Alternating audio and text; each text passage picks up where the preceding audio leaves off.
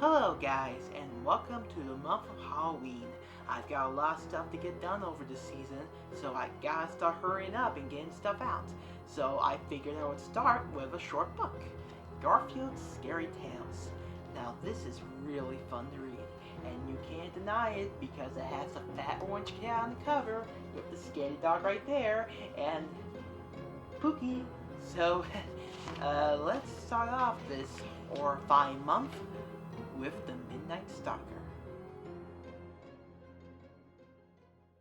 "Here we are, boys," said John to Garfield and Odie as he drove the car up a gravel driveway. Garfield opened his eyes. At the end of the drive stood a two-story building of dark rough stone. A sign out front read, "Worry Inn, established 1837. "This place is supposed to have lots of atmosphere," said John. "That means lumpy old beds and outside bathrooms," grumbled Garfield. A bearded man came out to greet them. "Welcome. I am Pierre Worry. My great-great-great-grandfather built this inn." "By any chance did he build a burger world up back?" asked Garfield. "I'm hungry." "You'll be staying one night, Mr. Arbuckle." "Right," replied John. "We were just driving through. You do a lot of pets, don't you?" "Oh yes," said Mr. Worry. "I have a cat of my own, but we recommend that you keep your pets in the room, especially on a night like tonight. There's going to be a full moon. We've had a few problems during the full moon. It's really nothing to worry about, just that a few pets have met with some rather nasty accidents." "Like what?" asked John. "Let's just say that your cat might be making a tempting treat for something out there." "That's it. We're out of here," said Garfield. John had to pry Garfield's paws off the dashboard, but he finally got the cat out of the car and into the room. "Stop being such a scaredy cat," said John. "There isn't a hotel for 100 miles. We'll just have to stay here tonight." "Okay," replied Garfield. "but if I get eaten, I'm going to be very grumpy in the morning."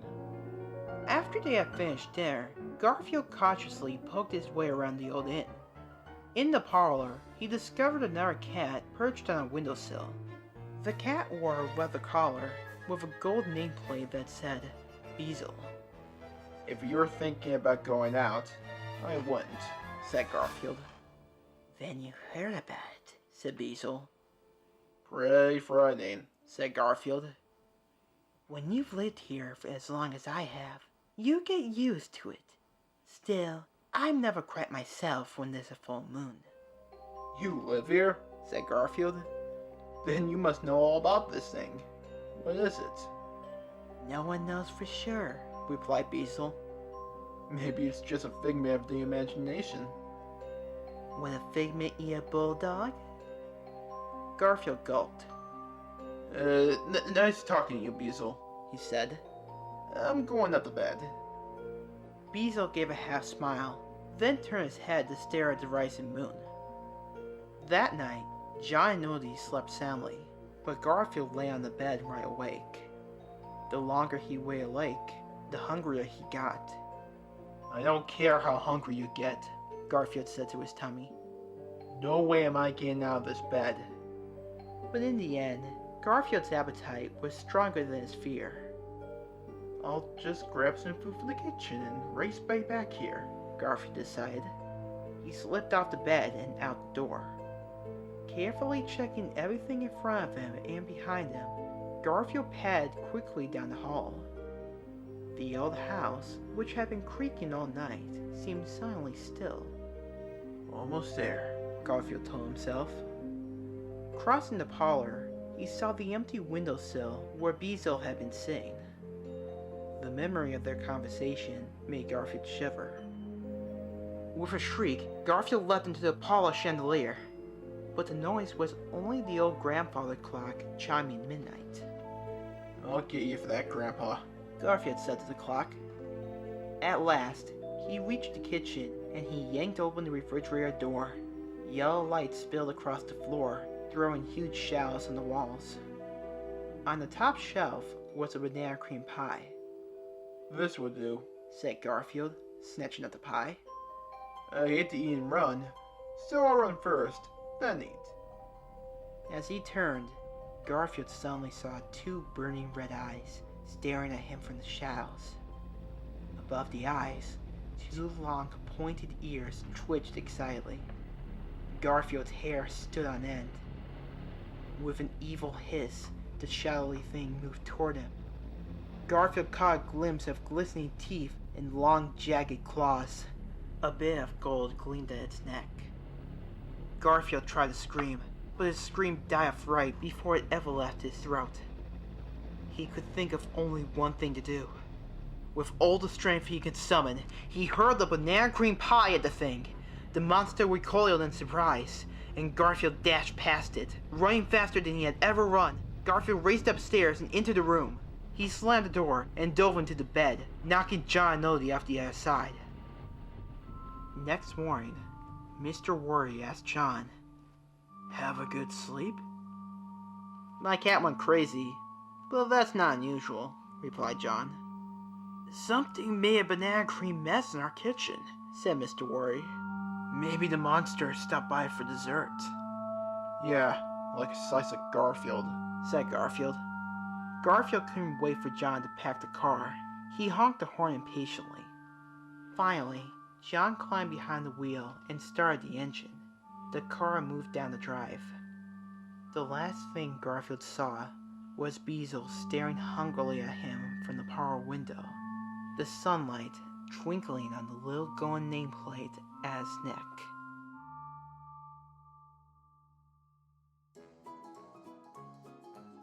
Garfield crouched in the bushes, perfectly still. He heard the footsteps on the porch next door, the squeak of the mailbox lid as it opened, and the clank as it dropped shut. Now the footsteps were coming nearer. They reached the end of Garfield's front walk, and there they stopped. "He's looking around," thought Garfield. "He suspects a trap." Garfield held his breath. He heard the shoes scrape nervously on the concrete, and then the footsteps resumed. Slowly he came up the walk. Just a few more steps, thought Garfield. Through the leaves, Garfield could only see the black shoes, the gray-blue pants. One more step, thought Garfield. One more, and... Rawr! Garfield pounced. "Ah!" cried the postman, toppling backwards, letters and magazines flying from his mail pouch. Garfield sat on the postman's chest. Scared ya? "You stupid cat!" said the postman, breathing hard. "You've made my life miserable for the last 10 years, but no more. I'm retiring, see? Today is my very last day." Congratulations, replied Garfield. Sorry I don't have a present. How about if I shred your socks one last time? The postman shoved Garfield off his chest. He stood up, brushed himself off, and carefully put the mail back in his pouch. Then he stared at Garfield. There was a strange light in his eyes, and a mysterious smile crept over his face. "You've had your fun with me," said the postman. "You've scared me and you've clawed me, but I don't hold a grudge. You are only doing what fat, obnoxious cats do. Here, I even have a special delivery package for you." The postman handed Garfield a large box with his name on it. Oh, I wonder what it could be, said Garfield, eyeing the box suspiciously. "Why don't you open it?" said the postman. Garfield hesitated. Did he feel something moving inside the box? "Open it!" the postman insisted. Garfield undid the brown wrapping paper and carefully lifted a corner of the lid. Yipes! He cried, throwing the package on the ground. The box burst open, and out scurried a hairy spider the size of a basketball. I hate spiders, said Garfield, trembling. "This spider is special," said the postman.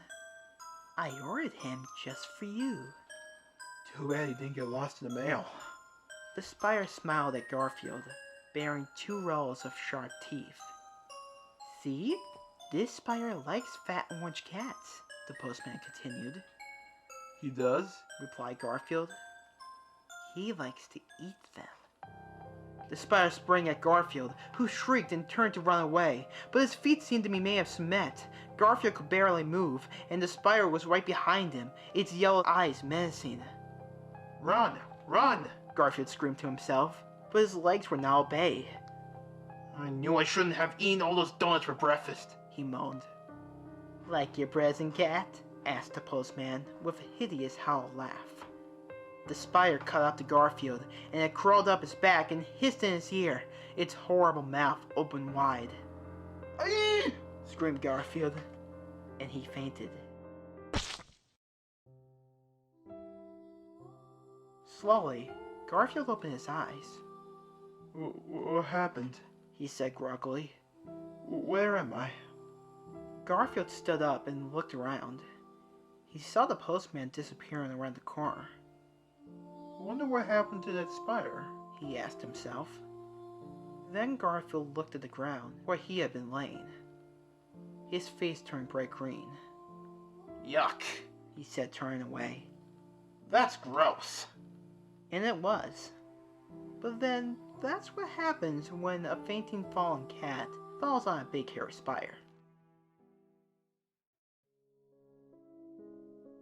My new computer practically has a mind of its own, said John, as he tapped information onto the glowing video screen. That's more than I can say for you, remarked Garfield. It can pay the bills. It tells me when to take you and Ollie to the vet. It's so smart, I may never have to think again. Who knows, snapped Garfield. In any case, I'm hungry. See if you can program that machine to make dinner. Later that night, there was a terrible storm. In any case, John, Garfield, and Odie held together under the covers while lightning crackled and thunder boomed. Suddenly, a bolt of lightning exploded above the house. But boy, what a blast, stammered John. Reminds me of the time you fixed the toaster, said Garfield. After that, the storm rumbled off. John and his pets had just started to drift back to sleep when they heard a voice come from the den. John, come here, John. John sat up in bed. Who said that? Don't look at me, replied Garfield, while Oldie growled. John, come here, the voice commanded. I want you. John crawled out of bed and crept towards the den, with Garfield and Oldie clinging to his ankles. Nervously, they peeked into the room. The computer screen glowed in the dark. Oh my gosh, whispered John. I left my computer on during the storm. I'm glad you did, said the computer. That last bolt of lightning had a wonderful effect on my currents. It changed my life. Now, I'm going to change yours. Come closer, John. A flashing yellow dot appeared in the center of the screen. Watch the dot, John, the computer continued. I want us to be friends, John. And we will be friends, just as long as you do everything I say. Do you understand, John? Yes, replied John. I don't like this, Garfield whispered to Ollie. That computer has hypnotized John. I've got to do something. Garfield slipped under the desk. Bye-bye circuit breath, he thought, as he reached for the plug. But when Garfield's plug touched the wire, a shock threw him across the room. Bad kid, said the computer. You are much too smart for your own good, but I admire intelligence. In fact, I crave it. John, bring the cat to me.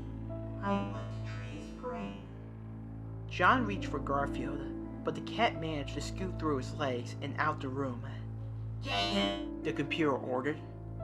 John chased his friend and pet from room to room. There was no place to hide. Garfield was running out of breath. Turning the corner in the hall, he nearly tripped over Odie. That gave Garfield an idea. Odie, stay right there, he said, throwing open the basement door. Seconds later, John rounded the corner, tripped over Oldie, and sprawled headfirst down the basement stairs. Garfield slammed the door and locked it. Sorry, John, said Garfield. I'll be back for you just as soon as I short-circuit that mechanical monster. Garfield grabbed Oldie and ran to the kitchen. Suddenly, the freezer door swung open. Ping, ping, ping. The ice maker began bombarding Garfield and Oldie with ice cubes. Let's get out of here! Cried Garfield. Using a pan lid as a shield, he and Oldie made their escape. Your situation is hopeless.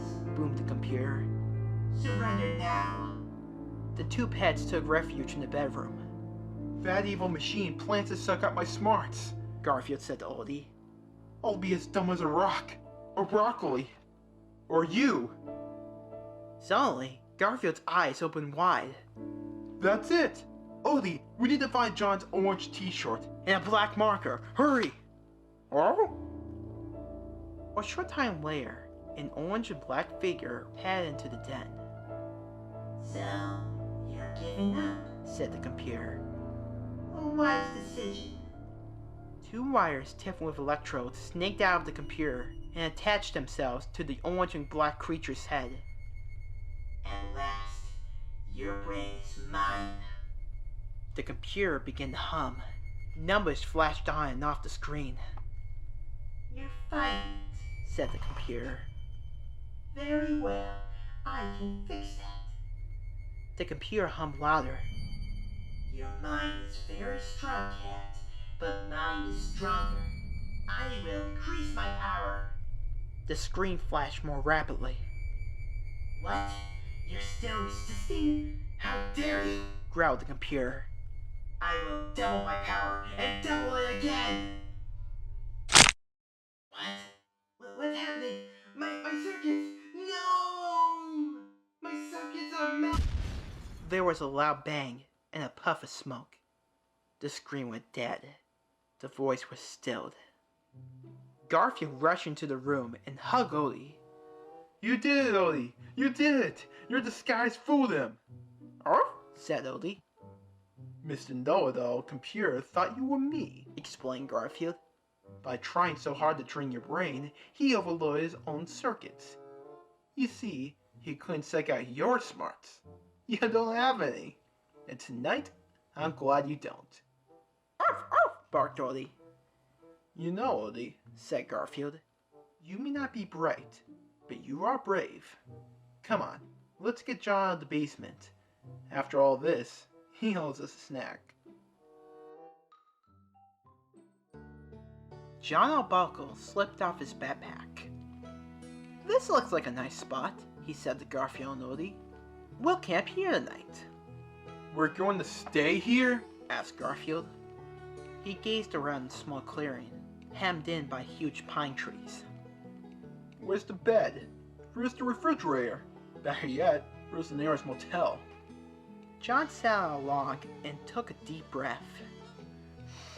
Ah, don't you love the outdoors? Woof, woof, barked Oldie. Sure, you love it, Garfield said. Look at all the trees. This is doggy heaven. But just wait till some bear makes you his midnight snap.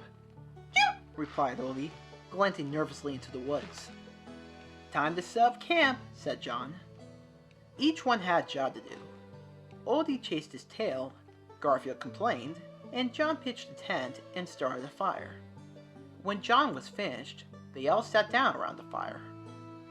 Garfield's eyes began to water. So did John's. Oldie started to cough. In a moment, they were all coughing. Maybe this fire should be outside the tent, suggested John. That worked much better. In a short time, the sun disappeared behind the tall pines, and the moon rose. John cooked dinner. Garfield made a face at the food, and ate only 2 helpings of everything. Afterward, John leaned back and patted his full tummy. Ah, there's nothing like eating hot dogs on a stick and beans out of a can, he declared. Yeah, said Garfield. It's right up there with pond scum and dirty socks. Do you know what we need now? John asked. You mean your rescue? Said Garfield. We need a good scary story. How about this? Said John. It was a dark, dark night in the deep, deep woods. That sounds familiar. Observed Garfield, looking around. 3 campers sat around a crackling campfire. Somewhere in the forest, an owl hooted. Just then, somewhere in the forest, an owl did hoot. The 3 campers sensed that they were not alone, continued John. Suddenly, they heard a twig snap. Suddenly, a twig did snap. Yikes! Cried Garfield, John, and Odie, clinging to each other. There at the edge of the firelight stood a huge furry creature, grasping an enormous gleaming axe. Evening, campers, growled the figure, stepping closer. It was a bushy bearded man in a bearskin jacket. Sorry you fire, said the man. Thought you might like some company. Sure, stammered John. Be our guest. The man sat cross-legged on the ground, the axe resting on his knees, flames glinting off the polished, razor-sharp blade. He stared at the campers. We're telling scary stories, said John. And it worked, because we got scared. With a little help from you. John laughed nervously, but the stranger didn't crack a smile. I know a scary story, the stranger offered, leaning forward. It's about these here woods. See, once, a long, long time ago, there was a woodsman hereabouts named Zeb. He was a big man, always carried a big axe, like this one, he said, patting the handle of his axe. Garfield's hair stood on end. He was mean too. Even the bears were afraid of him. He felt these woods were his own private property, and if he caught anybody, like campers, trespassing in them, well, he'd put that axe to no good use, if you get my drift. I get it, squeaked John, beginning to sweat. One day, Zeb is tromping through the woods, the stranger continued, when he hears this singing. Well, you know how Zeb feels about people trespassing in his woods. So he sharpens his axe with a stone, then creeps without a sound towards the singing. But when he peeks out, he sees this woman beside a brook, singing to the water. She's the most beautiful thing he's ever seen. And just like that, mean old Zeb falls in love. He wants to talk to this woman, hold her hand, look into her eyes. So he steps out of the trees. The second this woman spots him, all big and ugly, carrying this axe, she bolts. Zeb chases her mile after mile through these woods, trying to convince her that he means no harm. Finally, he comes to the edge of a cliff high above the lake. The woman is nowhere in sight. She's not on the rocks. No telltale ripples in the lake. She's just disappeared. This is worse than one of John's dates, thought Garfield. Oh, Zeb went crazy. Cut down every living thing in his path, looking for the woman. He hunted for her till his dying day. They say he still hunts these woods, carrying that huge axe. The stranger began tapping his axe on his enormous palm. Searching, but never find her. So he just gets meaner, and meaner, and angrier, and angrier. And if he ever meets anyone in these woods, why he... Garfield, John, and Odie didn't wait to hear the end of the story. They went running away through the woods just as fast as their trembling legs would carry them. The stranger watched them go. Then he set his axe on the ground and picked up John's backpack. Soon he was stretched out by the fire, eating hot dogs and beans. Zeb, he said to himself, one of these days, campers will stop believing that silly story. But until then, it's sure lots of fun.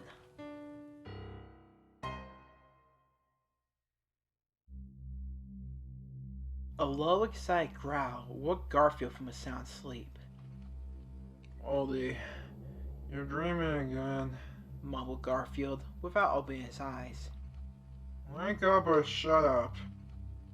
The growling continued. Slowly Garfield raised his eyelids. Darkness, inside and out. The moonlight glowing behind the living room drapes.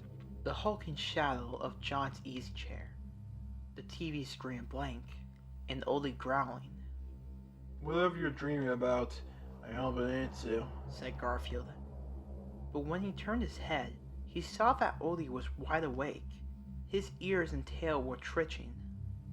What is it, Oldie? Whispered Garfield. Oldie pointed over Garfield's shoulder toward the hall closet.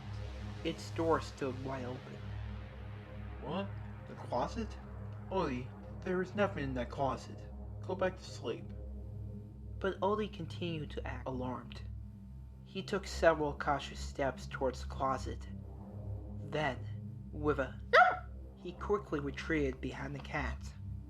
Wide awake now, Garfield stared at the closet. It was too dark to see anything inside. There was nothing to see anyway, Garfield reminded himself. Just some coats and boots, photo albums, John's golf clubs and tennis rackets, and an old black umbrella that wouldn't stay open. It's just a closet, Oldie. That's all it is. No monsters, no ghosts, nothing scary, except for John's baby pictures. said Oldie. Right, you don't believe me? Look, I'll get the flashlight and prove it to you. Garfield started to climb out of bed, then halted. Well, I would prove it to you, but the flashlight is in the closet. Not that there's anything to be afraid of. I just hate to go over there in the dark and stub a paw or something. Oldie paced rapidly back and forth, never taking his eyes off the open closet door.